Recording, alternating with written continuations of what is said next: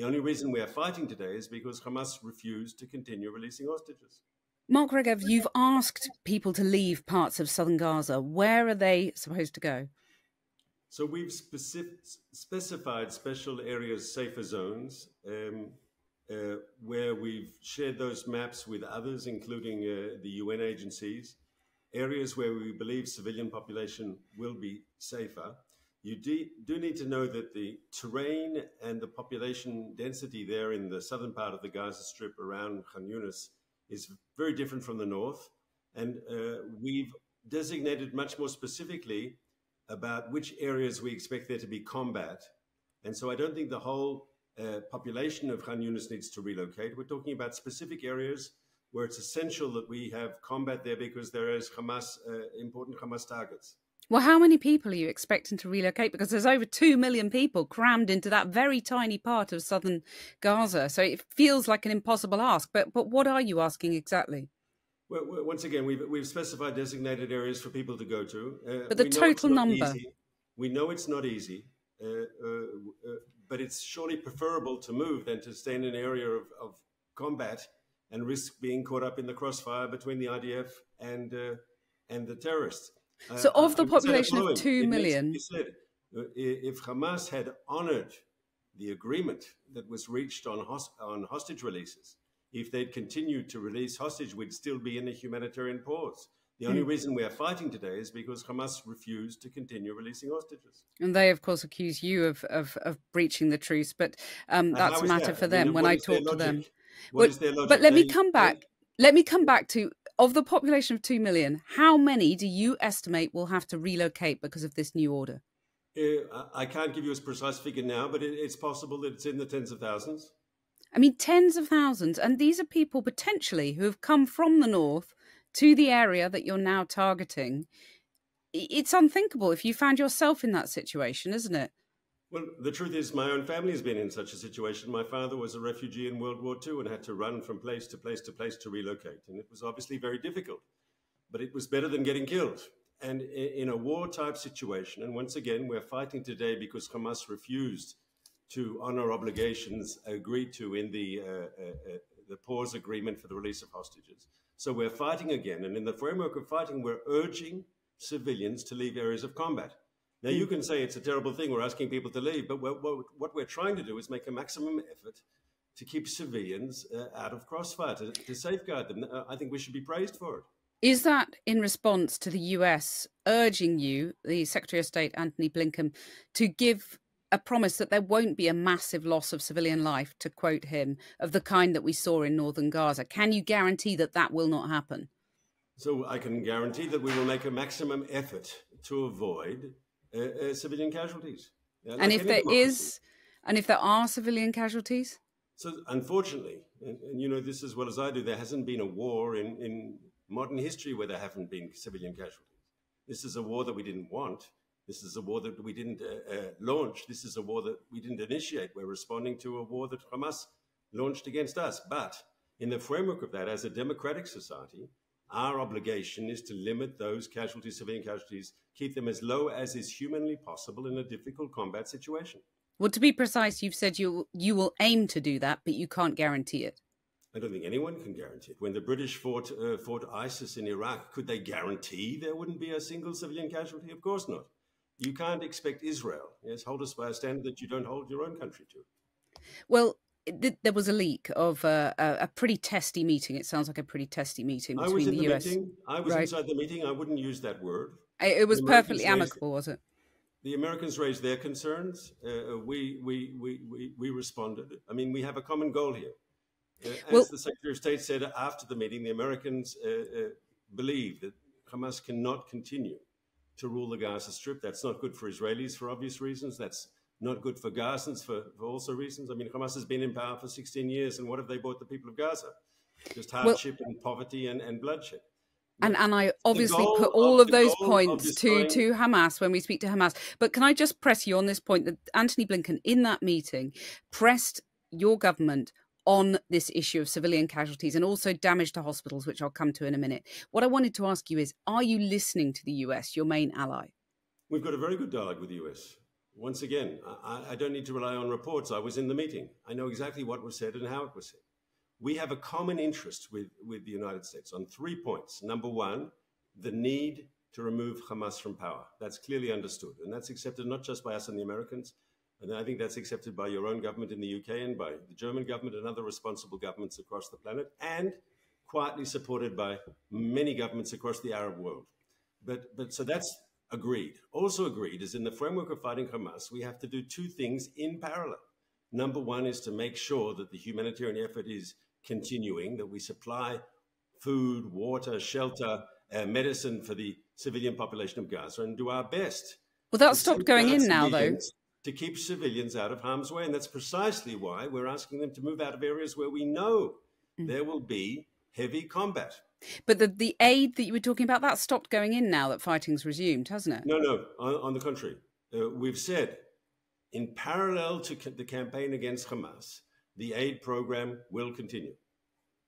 Well, how much aid has gone in today since the bombs started falling again? I don't have figures yet for today. Today is not yet over, but the goal is for the aid to continue. And these designated areas are in the south. They're close to the Rafah crossing. That's where, as you know, the aid is coming in. And we want to have a situation where we have people who have been internally displaced in these special zones, these humanitarian safer zones. And as a result, they are close to where the aid is coming in. We'd like to see their tents there, field hospitals. We'd like to see a major effort while these people are temporarily displaced. You say that your government is listening to the US, but when you look at what, for example, the National Security Minister, Itamar Ben-Gvir, said after the truce broke down, he said that you would crush Gaza with all your might, destroy Hamas and return to the Strip without compromises, without deals, at maximum power. That language doesn't sound to be tempered by what you've heard from the US. Well, if you interviewed Mr. Ben-Gvir, you would know that he was against the humanitarian ceasefire in the first place to free our hostages. He was a minority in the government. That opinion was not agreed by the majority of the cabinet and then was rejected. The Prime Minister's approach was the dominant one. And I think you have to remember we have a parliamentary system like you have in the UK. And the Prime Minister is the first among equals. And of course, you can have a minister who has a different opinion. That's his right within a democracy. So you're not returning with maximum power to Gaza, as he promised. You're not going to destroy Hamas, crush Gaza. No, well, I would say this way. We are going to destroy Hamas. That's the goal of the operation. I say that openly. But not crush Gaza. Hamas, and in doing so, we're not only doing our own people a favor, they don't have to live in fear in the future of terrorists crossing the border and butchering our people, but it's ultimately good for the people of Gaza. You didn't want to talk about it, but what has Hamas given the people of Gaza in the last 16 years other than suffering? Well, I'll come to the alternative. I'll come to the alternative to Hamas. But I mean, even some of your allies say it's not possible to eliminate Hamas because Hamas is at its heart an ideology. You can't eliminate an ideology. Correct. I agree. But that's not what we're trying to do. Well, you are trying to eliminate Hamas. No, I'll explain it. Nazism is an ideology, a terrible, horrific ideology. And there are still Nazis today in Germany who believe that ideology, but they don't control the government, they don't control the army, they don't control state security. And we can't kill an idea. I agree, you can't kill the idea of ISIS either. There are still people who believe in the ISIS idea. But you can destroy their territorial control, as was done with ISIS. Well, except by crushing... To end Hamas's territorial control of the Strip. Except by crushing Gaza, in the words of your National Security Minister, which is what you've done. Is the policy of the government. Yeah, but he's part of the government, and I know you say he's a minority, but he's in the government, and he says crush Gaza. And people will look at what's happened in the north of Gaza, and they will say, well, that's exactly what you've done in the north of Gaza. And they will fear that is now going to happen in southern Gaza too. And so actually, is it correct that in trying to eliminate Hamas, what you end up doing is crushing Gaza and then fueling Hamas, the ideology in the future, because you will have so many people who are related to people who've lost their lives or they've been, targeted and destroyed. They've had all their hopes destroyed, that you're fueling that ideology that you're trying to eliminate. So I beg to disagree. First of all, I want to reiterate the policy of the government is not to crush Gaza, it's to crush Hamas, and there's a difference there. Gaza and Hamas are not the same two things. But on the larger issue, I actually am much more optimistic because I think what this crisis has shown the people of Gaza is that Hamas's path of extremism, of bloodshed, of terrorism, of horrific violence has hurt the Palestinian people more than anyone else. And that the Hamas ideology and the Hamas behavior is actually leading them to a dead end. But they're also seeing... With Hamas being discredited, as it will be after this, for causing all this destruction, the same way Nazism was discredited in Germany after the Second World War.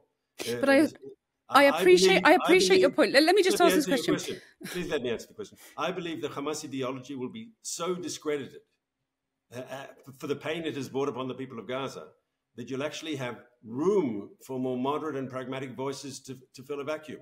And I think that's ultimately, we can be optimistic about the future of Gaza. Once you defeat Hamas, which is the most vicious and violent enemy of any sort of peaceful reconciliation between Israelis and Arabs, then you create a space for more sensible, moderate voices to fill the vacuum. But let me ask you this, because I'm not disputing the terror of October the 7th, but what people living in Gaza and around are seeing now are children being killed by Israeli weapons and Israeli bombs.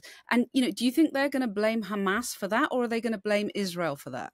After the Second World War, did people blame the British and the Americans, or did they blame a silly, crazy, perverted Nazi regime that started the war? I mean, the parallel is ridiculous, isn't it? It's not. I disagree. Why is the parallel ridiculous? I can give you another parallel. When defeating ISIS, the British and the Americans and their coalition partners, I think over 30 countries were involved in the coalition against ISIS, were in places like Mosul and Fallujah, were there civilian casualties? Of course they were. Who do you blame the civilian casualties on? But there are people who blame the US for that. But there are people who blame the US for that still. Yeah, yes. Correct. People who support ISIS. I think most people would agree that both in Iraq and in Syria, people are much better off without ISIS. And I believe Gaza will be much better off without Hamas. Let me ask you about your own people who are still in Gaza now, held hostage. Does eliminating Hamas take precedence over the fate of those remaining hostages? So freeing the hostages and destroying Hamas are two parallel goals, and they're not in contradiction. Well, I mean, you have to ask they are if you're dropping bombs to try and eliminate the Hamas leaders, and they happen to be guarding the Israeli hostages. We've heard from the families of hostages who say they were terrified that their captors might get killed and then they would themselves die. That's the risk, isn't it? So there are unfortunately still today too many hostages held in Gaza. I think the figure is about 140, and they have families here, and of course their families are going through horror, yes, because they're living in anguish about what's happening to their loved ones in Gaza. And within that community, and they are a community, they meet, they work together, they cooperate, you get a whole range of different views. Some people say what the person you interviewed asked. Another person will say to you, we don't believe a single bottle of water should be allowed into Gaza until our loved ones are freed. And everyone, you have to understand where they're coming from. You have to understand their pain. But from a logical point of view, from a policy point of view, actually the Israeli strategy of striking against Hamas hard has in fact so far, and the proof of the pudding is in the eating, has so far expedited the release of hostages. We didn't get more than 80 hostages, Israeli hostages, freed over the last week because Hamas suddenly became a humanitarian organization. But that deal was on the table far earlier, wasn't it? The return of the Israeli army and our blows. And so you can actually say the military pressure, the desire to destroy Hamas, is actually expediting the freeing of our hostages. You could turn it round the other way and say that Hamas had you over the barrel and they've played you like a violin and you were forced to suspend operations in order to get back some of your hostages, but not all. And now they can do the same. They can bring you to the point where you need to get those hostages back because of domestic pressure from the relatives, and you have to stop fighting once again. I mean, if they say we'll free the remaining women hostages... would say that, but it's not true. That's just simply not true. But if they say to you, you have to ask the following question. Why is it that Hamas agreed to the framework that was negotiated by the Americans together with the Egyptians and the Qataris? Why did they agree to that only 3 weeks after the ground intervention? We sent our forces in. They could have had the same thing 3 weeks before, but same applies to you. Because of the military pressure that they were under. Well, okay, but if they say to you, we will release the remaining female hostages right now, if if you stop fighting? Would you do that? Would you go for that? Would you call another truce? There's as in any professional life, timing is everything.